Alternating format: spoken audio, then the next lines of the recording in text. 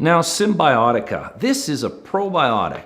As I mentioned in some of the previous videos, that one way we used to test for SIBO is, or I used to anyway, clinically, is give people high doses of probiotics and see if the bloating got worse. It's really what we were doing was we're adding more bacteria to an already existing problem.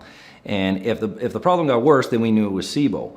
We don't have to do that anymore today, or at least in my clinic I don't. There's other ways around it. There's testing as the Array 22, the Cyrex Array 22, and other means.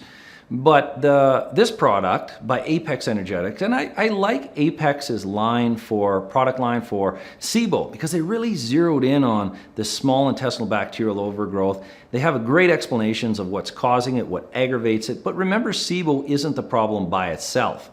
It's just collateral damage or a complication due to slow digestive contents moving through your intestine, where bacteria has a chance to relocate from the large intestine, where most of our bacteria should be, and crawl up to our small intestine, where it becomes problematic.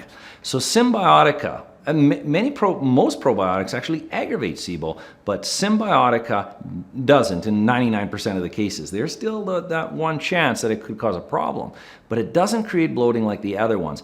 I introduce the recommended dose that's on the bottle, and then I go up from there. I could even go 3-4 times that amount, but start off slowly and go up. What Sibiotica does is it introduces new bacteria to outcompete the bad bacteria.